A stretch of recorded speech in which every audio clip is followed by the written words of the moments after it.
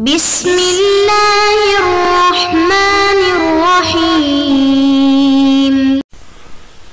نحمده ونصلی علی رسولہ الکریم اما بعد بسم اللہ الرحمن الرحیم۔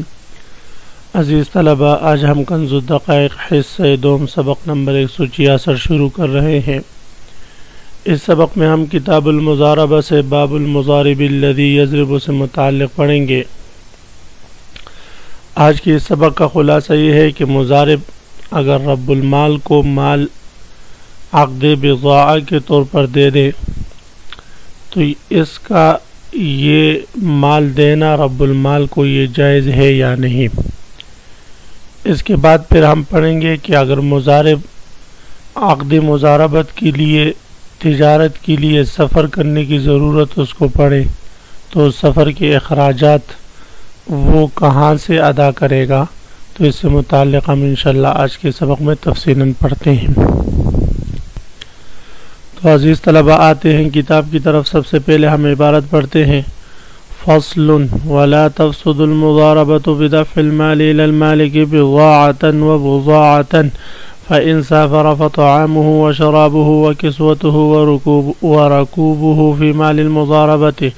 وَإِنْ عَمِلَ فِي الْمِصْرِ فَنَفَقَتُهُ فِي مَالِهِ كَالدَّوَاءِ۔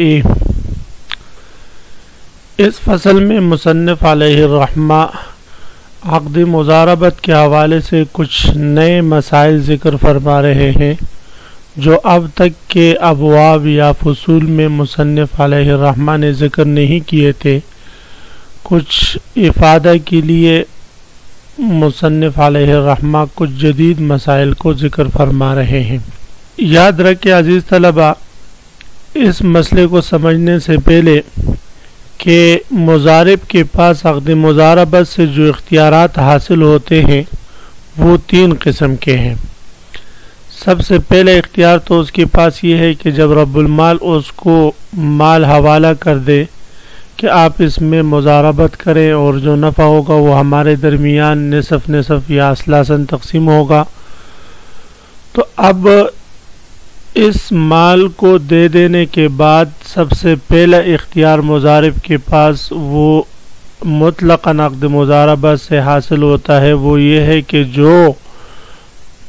تجار کے عرف میں جو معاملات لوگ کرتے ہوں ان معاملات کو کرنے کا سرانجام دینے کا مضارب کے پاس اختیار ہوگا، یعنی ان معاملات کو سرانجام دینے میں مضارب کو رب المال سے اجازت لینے کی ضرورت نہیں۔ اور پھر مضارب کے افعال کی دوسری قسم ان افعال کی ہے کہ جس کا مضارب کے پاس بالکل اختیار نہیں ہوتا، لیکن ایک صورت میں کہ جب رب المال اس کو کہے اعمل برأیک کہ تو اپنے مرضی کے مطابق کام کر، تو جب اس قسم کا جملہ رب المال مضارب سے کہہ دے کہ اعمل برأیک تو اپنی مرضی کا مالک ہے، جائے اس میں مضاربت کر، تو پھر اس کو شرکت کی اور اسی طرح مال کو دوسرے مال کے ساتھ ملانے کی اور کسی کو مضاربت پر دینے کی اس کو اجازت ہوتی ہے۔ تیسری قسم وہ اختیارات ہیں کہ جس کا مضارب کے پاس وہ اختیارات نہیں آتے مگر صراحتاً رب المال کی طرف سے اجازت ملنے سے، اور وہ مثلا کسی سے اس کے نام پر قرض لینا یا کسی غلام کو آزاد کرنا یا کسی غلام سے عقد کتابت کرنا یا کسی کو قرض دینا یا ہبہ دینا یا صدقہ دینا وغیرہ ذالک، یہ مضارب نہیں کر سکتا جب تک کہ صراحتاً رب المال اس کو اجازت نہیں دے دیتا۔ تو یہ 3 قسم کے اختیارات ہیں۔ اب رب المال کو بطور بضاعت کے یا بطور بضاعت کے مال دینا یہ جائز ہے یا نہیں؟ تو مصنف علیہ الرحمہ نے فرمایا کہ لا تفسد المضاربۃ بدفع المال الى المالک بضاعۃ، کہ اگر رب المال نے مالک کو مال دے دیا، رب المال کو مال دے دیا بطور عقد بضاعت کے تو فرماتے ہیں کہ یہ جائز ہے، یہ اس سے عقد مضاربت فاسد نہیں ہوگی۔ اس میں تو سب سے پہلی بات یہ ضروری ہے کہ رب المال نے مضارب کو مال دیا ہو، یعنی پہلے ان کے درمیان عقد مضاربت جو ہو چکی ہے، اس عقد مضاربت میں رب المال مضارب کو مال حوالہ کر چکا ہو۔ سب سے پہلی اور بنیادی بات یہ ہے، اس لیے کہ اگر رب المال نے ابھی تک مال نہیں دیا اور پہلے سے اسے کہہ رہتا ہے کہ چلو میں آپ کی طرف سے خود جو ہے وہ تجارت کروں گا، خود ہی عقد بضاعت کروں گا، تو یہ جائز نہیں ہوگا۔ اس لیے کہ اگر رب المال نے ابھی تک مال مضارب کو حوالے نہیں کیا، صرف زبانی ان کے درمیان عقد مضاربت کی لین دین ہوئی ہے، تو اس صورت میں اگر رب المال مضارب سے کہے کہ چلو میں بطور عقد بضاعت کی آپ کی طرف سے بیع و شراء کرتا ہوں، تو اگر رب المال بیع و شراء کرے گا تو اس سے ان کے درمیان جو مضاربت کی بات ہوئی ہے وہ عقد مضاربت باطل ہو جائے گی، اور اس کا یہ تصرف یہ اپنے ذات کے لیے ہوگا۔ ہاں اگر اس نے مضارب کو مال دے دیا کہ آپ اس میں تجارت کریں، پھر مضارب کو کہے کہ بھئی میں فلاں جگہ جا رہا ہوں اور وہاں پر شو روم میں بھی میرا جانا ہوگا، اگر آپ مجھے مال دے دیں تو میں وہاں سے آپ کے لیے ایک گاڑی خرید کر لے آتا ہوں کراچی سے وغیرہ، تو فرماتے پھر اس صورت میں اگر وہ اس کو مال دے دیتا ہے تو یہ جائز ہے، اس میں کوئی حرج نہیں۔ بضاع کہتے ہیں سامان تجارت کو، بضاع وہ عقد تجارت کہ جس میں مالک مال دے دیتا ہے کسی کو کہ وہ اس میں بیع و شراء کرے، اور جو نفع وغیرہ حاصل ہوگا وہ سارا مالک ہی کو ملے گا، یعنی صاحب مال ہی کو ملے گا، اس عامل کو کچھ بھی نہیں ملے گا، وہ اپنے عمل میں متبرع ہوگا۔ یہاں پر اس مضارب کا رب المال کو مال دینا یہ عقد بضاعت سے تعبیر کیا، اگرچہ مال تو رب المال ہی کا ہوتا ہے جس کو دیا جا رہا ہے، لیکن یہ مجازن اس کو عقد بضاعت کہا، وگرنہ حقیقتاً یہ عقد بضاعت نہیں۔ فرماتے ولا تفسد المضاربۃ، عقد مضاربت فاسد نہ ہوگی بدفع المال الی المالک، مالک کو مال حوالہ کر دینے سے، بضاعتاً بطور عقد بضاعت کے۔ فإن سافر فطعامه وشرابه وكسوته وركوبه في مال المضاربة۔ اب یہاں سے مصنف علیہ الرحمہ مضارب کے اخراجات کے بارے میں ذکر فرما رہے ہیں کہ مضارب جو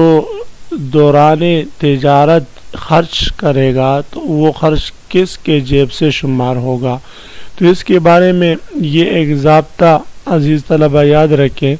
کسی ایک شخص کا نفقہ جو دوسرے پر لازم ہوتا ہے وہ احتباس کی وجہ سے لازم ہوتا ہے، لہذا اگر مضارب محبوس ہے رب المال کے لیے عقد تجارت کرنے سے کی وجہ سے یا عقد مضاربت کرنے کی وجہ سے، اگر عقد مضاربت میں وہ محبوس ہے اور گھر سے دور ہے تو فرماتے اس صورت میں مضارب کا خرچہ رب المال کے مال سے ہوگا۔ فَإِن سَافَرَ، پس اگر مضارب نے سفر کر دیا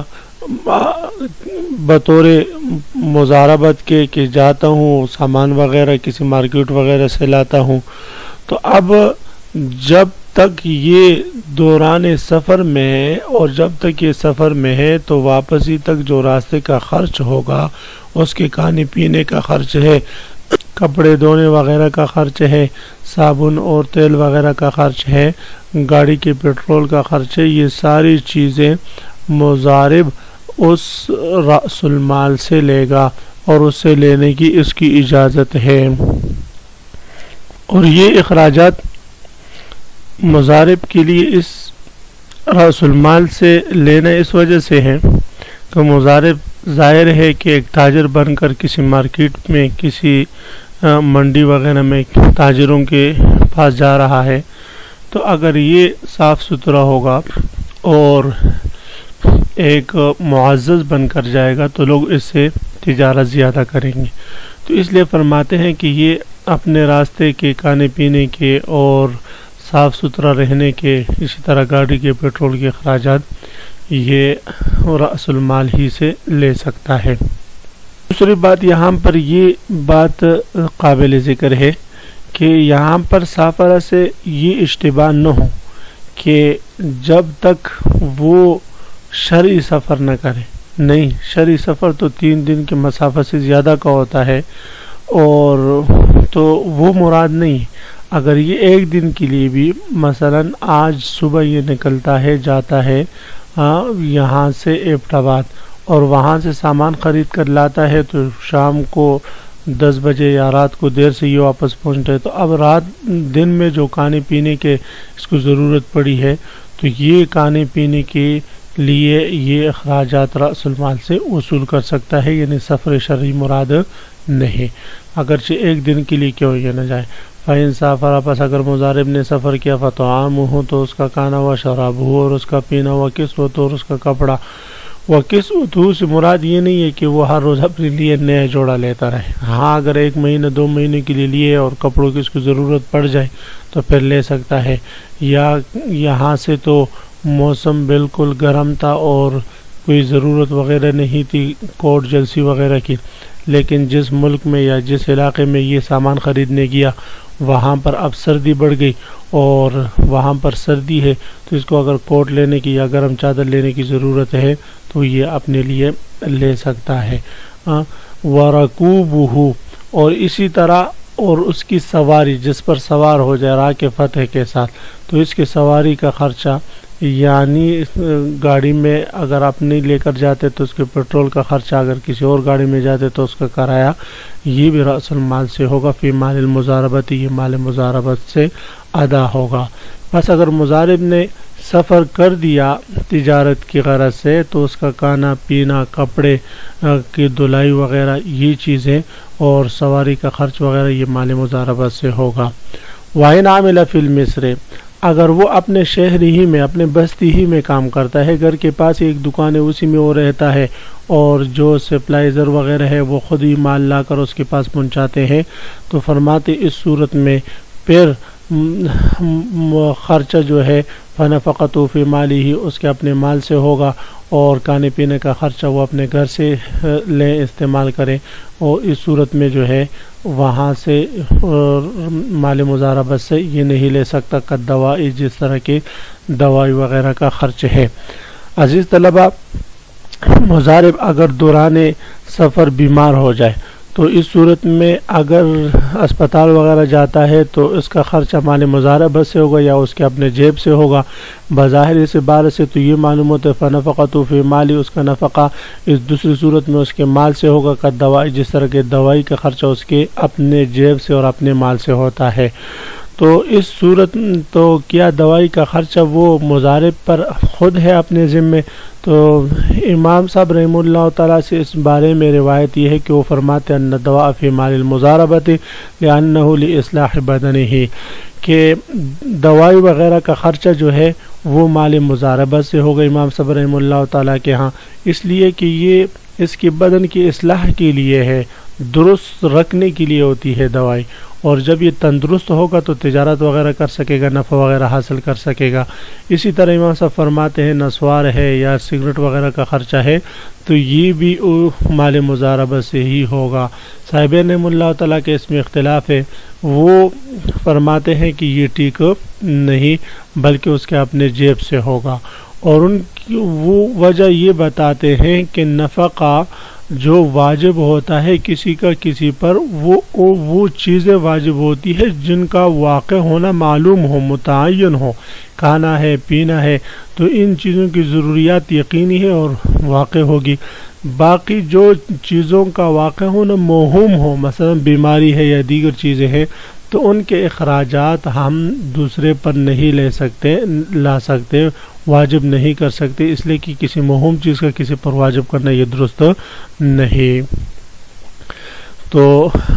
خلاصہ یہ کہ صاحبین رحمہ اللہ تعالیٰ کے ہاں دوائی وغیرہ کا خرچ وہ مال مضاربت سے نہیں ہوگا، جبکہ امام صاحب رحمہ اللہ تعالیٰ کے ہاں وہ مال مضاربت سے ہوگا، اور مفتہ بھی قول صاحبین رحمہم اللہ تعالیٰ کا ہے۔ تو اسی مسئلے کے ساتھ عزیز طلبہ آج کے سبق کا اختتام ہوا۔ آج کے سبق کا خلاصہ یہ ہے کہ ہم نے نئی فصل شروع کی، اس میں سب سے پہلے ہم نے یہ پڑھا کہ مضاربت میں مضارب رب المال کو مال بطور عاریت کے دے سکتا ہے کہ وہ اس میں تجارت وغیرہ کرے اسی کے لیے۔ اسی طرح پھر دوسرا مسئلہ ہم نے یہ پڑھا کہ مضارب اگر حقد تجارت کی غرض سے سفر کرتا ہے تو اس کے راستے کے جملے اخراجات وہ مال مضاربت سے ہوں گے سوائے دوائی وغیرہ کے اسپتال کے خرچ کے۔ تو عزیز طلبہ کل میں انشاءاللہ آپ حضرات سے سنوں گا کہ عام مضارب دوران سفر کون کون سے اخراجات مال مضاربت سے لے سکتا ہے اور کون کون سی چیزیں نہیں لے سکتا۔ آپ نے سوال کا جواب تیار کرنا ہے۔ وآخر دعوانا ان الحمدللہ رب العالمین۔